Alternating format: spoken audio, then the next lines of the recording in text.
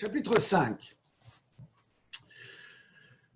On vient de découvrir l'Amérique et l'Espagne regorge de jeunes âmes ardentes qui veulent, pleines d'enthousiasme, apporter l'Évangile aux Indiens. Enfin, de vrais païens à qui annoncer le royaume. Les jeunes dominicains ne sont pas les derniers à vouloir participer à la mission.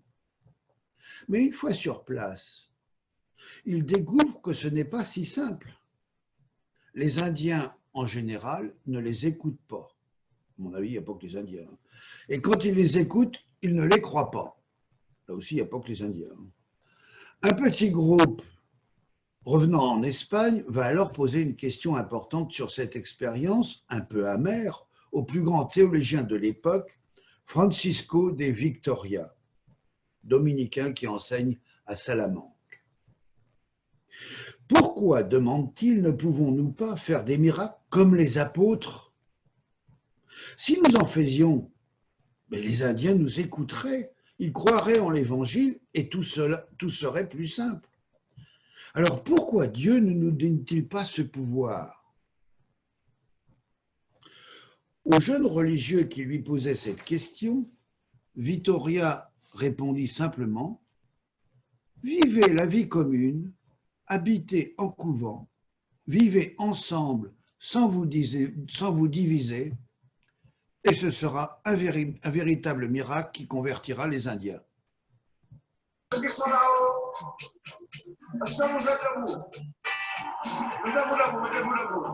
Bonjour. Bonjour Jean. Je t'ai coupé le micro parce que je suis en train de lire un texte.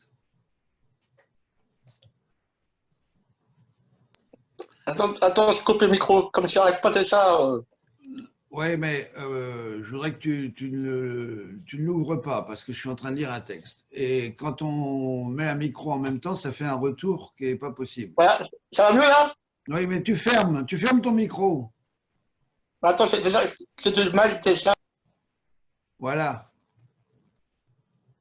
Bon. Ce n'était pas une pirouette, mais l'expression d'une vérité importante pour nous tous que le Christ envoie annoncer le royaume. On ne peut annoncer l'amour de Dieu si on n'essaye pas, concrètement, difficilement, de le vivre et de le partager. Quand Jésus envoie les apôtres prêcher deux par deux, c'est parce que la relation même qui les unit va parler, va dire quelque chose d'important de l'amour de Dieu. Si nos communautés chrétiennes sont des lieux où l'amitié est vécue, alors ce sont ces communautés qui prêcheront, avec infiniment plus d'éloquence que le prédicateur le plus habile. Car la meilleure manière d'annoncer le royaume, c'est d'en vivre. Et la meilleure image du royaume, c'est une relation faite de confiance, de complicité, aussi de respect, d'estime, d'amour, en un mot. Cette relation entre les disciples, c'est déjà l'Église. Et c'est même Dieu qui se donne à voir, l'amour de Dieu accueilli et partagé. Toute fraternité authentique est un miracle. Toute vie commune est un miracle, et un miracle nécessaire. Les époux, le jour de leur mariage, s'engagent au miracle. Un amour qui dure malgré les saisons. Les religieux s'engagent aussi au miracle le jour de leur profession. Une vie communautaire réelle. Cela implique le pardon. Mais je crois que le combat de Jacob est encore plus exigeant que cela. Ce n'est pourtant pas si simple de pardonner le mal qu'on m'a fait, mais il arrive aussi que nous devions pardonner à nos proches, non ce qu'ils nous ont fait, car ils ne nous ont rien fait, mais ce qu'ils sont. Quand il y a eu offense, c'est normal, on n'aime pas le mal. Mais il arrive qu'on n'aime pas quelqu'un. Et il y a pire encore. Quand en quelqu'un, ce n'est pas le mal qu'on déteste, mais le bien. Quand ce qui nous met en colère, ce ne sont pas ses défauts, mais ses qualités, parce qu'on aimerait bien les avoir. Pourquoi cet ami chante-t-elle mieux que moi?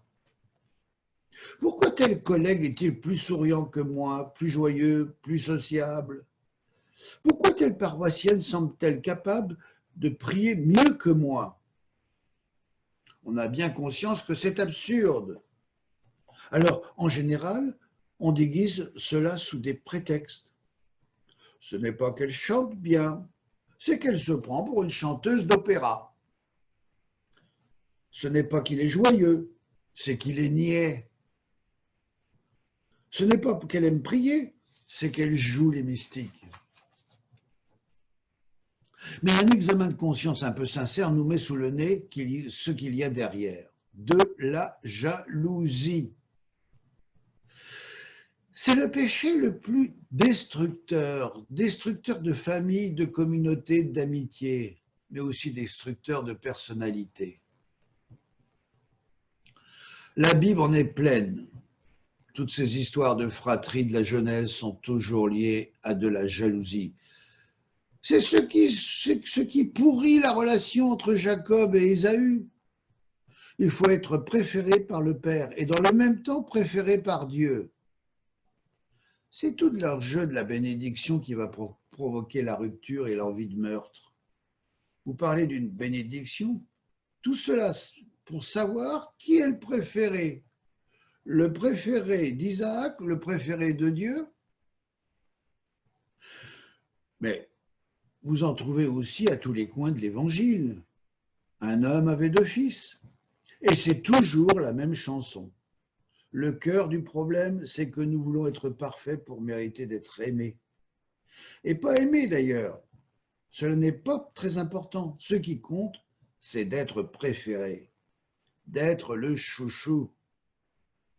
C'est l'angoisse des familles. Mes parents même, d'accord, c'est entendu, c'est acquis. Mais est-ce qu'ils ne préfèrent pas ma grande sœur si douée ou mon petit frère si mignon? Les confessions d'enfants ne bruisent que de ces conflits de fratrie qui m'ont d'abord un peu surpris, me laissant d'abord penser que la fratrie était le lieu de la jalousie et de la haine, et quand on est frère professionnel, c'est un peu rude. Avant que je ne comprenne que la fratrie est au contraire le lieu où apprendre à aimer vraiment, c'est-à-dire malgré la jalousie. Il n'y a pas que de l'affection des parents ou de la maîtresse ou du patron ou des supérieurs de communauté que nous pouvons être jaloux. Le plus tragique, est que nous sommes bien souvent jaloux de l'amour de Dieu. Dieu même, c'est d'accord, c'est entendu, et ce n'est pas bien sorcier. Il aime tout le monde. C'est comme s'il n'aimait personne, puisque aimer vraiment aimer, c'est préférer, c'est distinguer quelqu'un entre 10 000. Alors, il m'aime, mais cela ne compte pas. Mais est-ce qu'il ne préfère pas des chrétiens plus doués, plus saints que moi? C'est parce que Dieu semble préférer Abel que son frère Caïn décide de le tuer, mu par une jalousie insupportable. Ce drame primitif ne cesse de se rejouer, souvent moins sanglant, mais pas forcément moins tragique. Le souci de la jalousie, c'est qu'alors nous risquons de haïr ceux qui nous entourent. Non pas pour le mal qu'ils nous ont fait, qu'ils nous font, mais au contraire pour leur bien, pour ces qualités qu'ils ont et que nous n'avons pas. Au risque naturellement d'oublier celles que nous avons. Mieux vaudrait employer notre temps à cultiver nos talents qu'à haïr ceux des autres. Courante, très courante, la jalousie reste un mal discret parce que c'est un péché particulièrement honteux. C'est un mal dont on ne sait pas très bien quoi faire.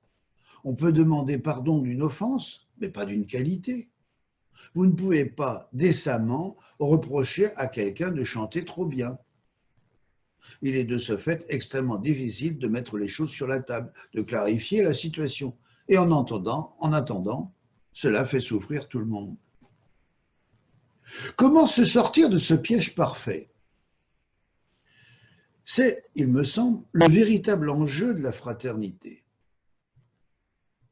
C'est le véritable objet du combat de Jacob, Israël. Non seulement pardonner, mais sortir d'une relation fraternelle toxique, marquée par la rivalité et la jalousie, dont l'enjeu est la bénédiction de Dieu. C'est la vraie raison de la haine qui sépare Jacob et Ésaü. C'est que le premier a volé au second la bénédiction que leur père lui destinait. Dieu reprendra à son compte cette bénédiction paternelle. Cela signifie-t-il qu'il préfère Jacob à son frère?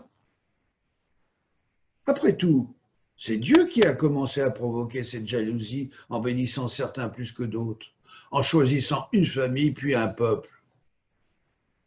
Cette bénédiction donnée d'abord à Abraham, le grand-père de Jacob, vaudra aux Juifs une jalousie tenace et absurde pour laquelle on les persécutera de siècle en siècle, comme si cette préférence de Dieu était insupportable. Pourtant, quand il commence cette alliance en bénissant Abraham, Dieu ne lui dit pas qu'il est le meilleur. Il dit « Je bénirai ceux qui te béniront, je réprouverai ceux qui te maudiront. En toi seront bénis tous les clans de la terre. » Cela ne veut nullement dire que Dieu préfère Abraham, ni qu'il préfère le peuple d'Israël. Cela veut même dire exactement le contraire. Cela veut dire que l'amour de Dieu pour chacune de ses créatures n'est pas un amour général, indifférencié, englobant l'humanité comme un tout. Dieu n'est pas la sécurité sociale, pour qui n'existent que des numéros et des prestations. Dieu connaît chacun personnellement, aime chacun personnellement. Il n'aime pas l'humanité. Il aime chaque homme et chaque femme un par un. Et pour nous le dire, il n'a trouvé d'autre moyen que l'élection. Il choisit Abraham sans qualité particulière de ce dernier. Il choisit Isaac, il choisit Jacob et sa descendance pour rien. Ou plutôt parce qu'il sait très bien que pour nous, aimer c'est préférer. Sans préférence, l'amour est fade, indistinct, pas très sérieux. D'ailleurs, Dieu lui-même ne nous demande pas seulement de l'aimer, mais bien de le préférer à tout le reste. Alors il montre que lui aussi est capable d'aimer vraiment, d'aimer follement, d'un amour de préférence. Et ce qu'il demande ensuite, c'est que nous reconnaissions cette préférence, que nous acceptions en quelque sorte que l'amour de Dieu n'est pas un dû, une loi fondamentale de l'univers au même titre que la gravité, une donnée nécessaire. C'est un cadeau. Et ce cadeau, il le donne à qui il veut. Abraham, Isaac et Jacob, par exemple, sans qualité particulière de leur part. Le dernier, c'est même plutôt un défaut, une filouterie qui lui a valu l'élection divine. Pas de quoi pavoiser. Mais il faut juste reconnaître que Dieu a le droit d'aimer, d'avoir des amis. Et si nous reconnaissons que Dieu peut avoir des amis, alors nous pouvons en faire partie à notre tour. En toi seront bénis tous les clans de la terre. Si quelqu'un accepte que Dieu puisse faire alliance avec une personne concrète, il entre aussitôt dans l'alliance.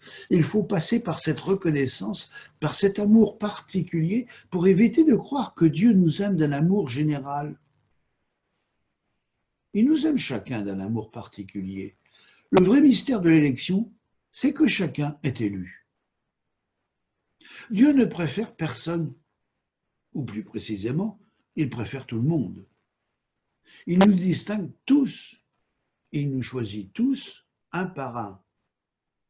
Tant que nous voulons en rester à un amour général, réparti à parts égales à la Providence version sécurité sociale, tant que nous ne voulons pas de son amitié, nous resterons à la porte de l'élection. Car au fond, que Dieu nous préfère tous individuellement, ce n'est pas si difficile à imaginer. C'est ce que nous vivons dans l'amitié. Passé 15 ans, on cesse en général de classer les amis sur un podium hiérarchisé.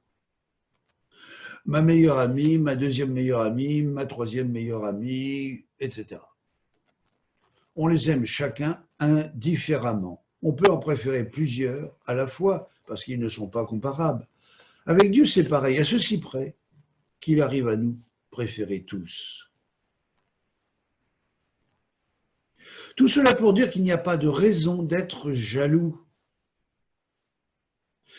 La bénédiction de Dieu n'est pas un privilège scandaleux qui nous est retiré quand il est donné à quelqu'un d'autre. En théorie, c'est très clair, mais en pratique, comment faire? Que fait Jacob? Il fait des cadeaux inutiles à son frère qui a déjà tout ce qu'il lui faut. Ce que Dieu lui a donné en termes de prospérité, il le donne à son frère. Je crois que ce n'est pas simplement une manière d'acheter la paix. Il nous dit ce qu'il faut faire pour que nos dons personnels ne provoquent pas de jalousie. Il faut les donner. C'est à cela que servent les dons d'ailleurs. Nos talents ne sont pas pour nous, ils sont pour tout le monde. Il faut donc essayer de les donner plutôt que de nous en servir pour nous faire valoir. L'avantage, c'est que si nous comprenons que nos qualités ne sont pas pour nous, nous pouvons commencer à sentir que les qualités des autres ne leur appartiennent pas non plus et qu'elles sont à nous aussi par destination. Bref, nous pouvons commencer à aimer le bien partout où il se trouve, même quand ce n'est pas dans notre poche. Aimer le bien parce qu'il est le bien, tout simplement. Aimer une belle voix, même si ce n'est pas la mienne. Aimer quelqu'un de plus doué pour les études que moi, parce que ce don pour les études ne lui appartient pas. Et parce que si j'aime cette voix, si j'aime cette intelligence, si je sais les apprécier, si je sais m'en réjouir pleinement, alors toutes ces belles choses m'appartiennent pleinement. C'est comme si c'était ma voix, puisque je sais en profiter. Les façades n'appartiennent pas à leurs propriétaires, mais à leurs vis-à-vis, c'est-à-dire à ceux qui en jouissent et à ceux qui s'en réjouissent. Fin du chapitre. Je vais peut-être passer au chapitre suivant quand même. Vous me faites un oui de la tête? Ouais. Moi, je trouve que ce chapitre, il est super. Hein. Pour moi, personnellement, il me parle énormément. Mais on y reviendra, il n'y a pas de problème, on peut aller au suivant. Tu veux reprendre la suite? Christian, tu veux prendre la suite? D'accord, d'accord. Je ferme mon micro et voilà. D'accord. D'accord. Donc, deux vieux frères du couvent des Dominicains de Lille, morts depuis, avaient l'habitude de se chamailler constamment, trouvant un certain plaisir et un certain équilibre à vivre toujours comme chien et chat. Un jour, à la vaisselle, l'un des deux dit à l'autre, qui avait prêché à la messe un peu plus tôt et avait parlé de l'amour: « Tu parles toujours de l'amour, mais qu'est-ce que tu y connais? Tu l'as déjà fait, toi, l'amour ?» Et l'autre de répondre, du haut de ses 90 ans: « Pas encore, mon frère. » C'est amusant, mais cela souligne, il me semble, un paradoxe très juste. Dans l'Église, dans les prédications, les conférences, les livres, les accompagnements, les retraites, nous parlons toujours d'amour. Nous n'avons que ce mot à la bouche, parce qu'il est central dans l'enseignement du Christ et de la foi chrétienne. Et pourtant, l'amour, le vrai, ce que tout le monde appelle l'amour, le clergé s'interdit de le pratiquer, tout en répétant à longueur de journée avec l'apôtre Saint Jean que Dieu est amour. Première lettre de Jean, chapitre 4. Est-ce qu'il n'y a pas de quoi s'y perdre? Halte là, me direz-vous, il ne faut pas tout confondre. En français, amour veut tout dire. On aime aussi bien sa grand-mère que le chocolat au lait, la femme de sa vie et le patinage artistique. Et même en excluant le chocolat et le patinage, entre le prochain qu'il faut aimer, mon pote Jean-Claude que j'aime bien, ma fiancée que j'aime à la folie, et le bon Dieu que j'aime pieusement, il y a tout de même de la diversité. Ne serait-il pas un brin naïf d'affirmer qu'il n'y a qu'un amour et que Dieu est cet amour? Sauf que ce n'est pas moi qui le dis, c'est saint Augustin, précisément quand il commente la lettre de Jean, qui nous dit que Dieu est amour. Et ce grand penseur du 5e siècle, qui, dans sa jeunesse, a beaucoup aimé, avant de se convertir et de juger sans complaisance ses expériences multiples, au point qu'on l'a accusé d'être à l'origine de la méfiance des chrétiens sur la sexualité, Augustin, donc, est peu suspect de confondre l'Évangile avec les feux de l'amour. Cela ne veut pas évidemment dire qu'il faut, puisqu'il n'y a qu'un amour et que l'amour est Dieu, confondre Dieu et le sentiment amoureux. On le sait bien, ce sentiment n'est pas toujours bon et il ne mène pas toujours au bien. Il faut parfois accepter d'y renoncer. Et rien ne serait plus bête que de simplement se laisser porter sous prétexte que l'amour vient de Dieu. Il n'y a qu'un amour, eh bien cela veut dire qu'il n'y en a pas deux.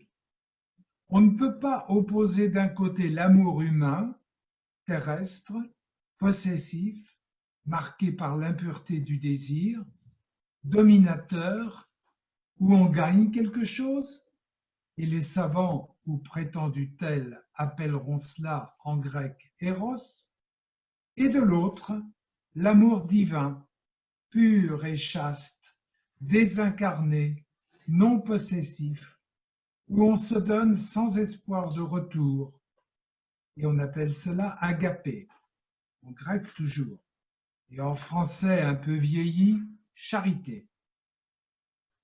On a parfois voulu, sous prétexte de christianisme, rejeter le premier, forcément un peu sale, pour ne garder que le second. Bien, ce n'est pas la vie d'Augustin, et ce n'est pas la foi catholique. Et j'ai tendance à penser que ce n'est pas non plus la vie de Jacob, ce patriarche que Jésus présente comme modèle à Nathanaël. Car Jacob est aussi un des personnages les plus aimants de la Bible. C'est en tout cas un de ceux qui aiment au sens courant, au sens commun du verbe aimer. Et je m'étonne qu'on ne le souligne pas plus souvent. D'abord, c'est un père qui se soucie de ses enfants, qui s'inquiète pour son fils Joseph, qui s'inquiète pour son fils Benjamin. C'est bien naturel, me direz-vous, mais après Abraham, apparemment prêt à sacrifier Isaac sans sourciller, cela fait du bien. Genèse 22. Une génération plus tard, Isaac laisse partir son fils sans trop s'en soucier. Avec Jacob arrive enfin notre humanité, avec ses soucis, ses peines, ses cheveux blancs, son amour. Et cela va plus loin. Jacob est l'amoureux de la Bible. Les récits bibliques nous parlent de désir, très souvent, mais peu d'amour. Et Jacob est une exception notable. Et quelle exception! S'étant réfugié chez son oncle pour échapper à la colère de son frère, il était tombé amoureux de sa cousine Rachel. Un amour suffisamment fort pour qu'il soit capable d'attendre 7 ans et de travailler tout ce temps pour son oncle, pour le beau visage de Rachel. et ces 7 années lui parurent comme quelques jours, dit la Bible, tellement il l'aimait. Genèse chapitre 29, verset 20. À la suite d'une ruse de son oncle, le père de Rachel, il est contraint de travailler 7 années supplémentaires pour obtenir celle qu'il aime. On le voit, ce n'est pas le mariage tribal ou familial arrangé par les intérêts. C'est de l'amour, du vrai, du solide, du durable, qui engage la vie. Celui dont on lit parfois pourtant qu'il a été inventé par les troubadours de la fin du Moyen Âge. Le cadre culturel est différent et à vrai dire un peu déroutant, puisque cela n'empêche pas Jacob de faire des enfants à 3 autres femmes dans le même temps. Être véritablement fils ou fille d'Israël peut donc signifier encore davantage que de supporter dignement les autres.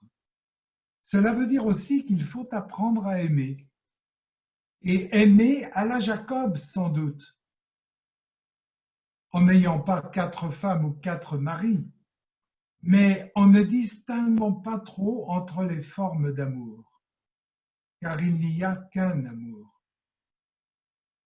Il n'y a qu'un amour, non pas parce que tout se vaut, mais parce que l'amour humain, même l'amour érotique,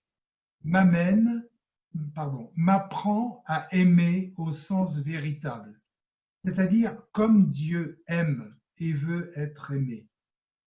Bien sûr, il y a certainement des imperfections dans ma manière d'aimer, mais il n'y a pas d'autre école de la charité. Il n'y a pas d'autre voie que notre vie humaine, que nos sentiments humains, que nos expériences humaines pour nous approcher de Dieu. Et l'expérience amoureuse, dans ce qu'elle a de proprement amoureux, car s'y mêle aussi un peu de tout, de l'ambition, du narcissisme, de la fantaisie, toutes choses qui viennent aussi d'ailleurs colorer notre amour de Dieu. Eh bien, l'expérience amoureuse peut nous apprendre beaucoup sur Dieu, parce que cet élément-là vient de Dieu. Rien d'original. Il ne s'agit encore et toujours, éternellement, que de vivre le commandement de Jésus « Aimez-vous les uns les autres comme je vous ai aimé ». On ne connaît que cela. Comment, dès lors, se fait-il que les 3/4 des explications de ce commandement visent à lui faire perdre son sens, à le démonétiser complètement? C'est vrai qu'il est bien difficile, mais ce n'est pas une raison pour expliquer qu'en fait, il ne dit pas ce qu'il a l'air de dire. Qu'il ne s'agit pas vraiment d'aimer, parce que c'est trop difficile, mais simplement de ne pas faire du mal, version basse, ou de faire le bien, version hautement exigeante, voire de vouloir du bien pour l'autre, version intermédiaire. Expliquer qu'aimer, en vrai, cela ne veut pas dire aimer, m'a toujours paru un peu hasardeux. Ces efforts pour faire de l'amour chrétien une réalité différente, sans lien avec l'amour humain, eh bien ces efforts me mettent profondément en colère, parce que je trouve cela déshumanisant. Or, l'enjeu de la vie chrétienne, c'est bien, comme disait un de mes formateurs, d'humaniser le bonhomme. Qui veut faire l'ange fait la bête, on le sait.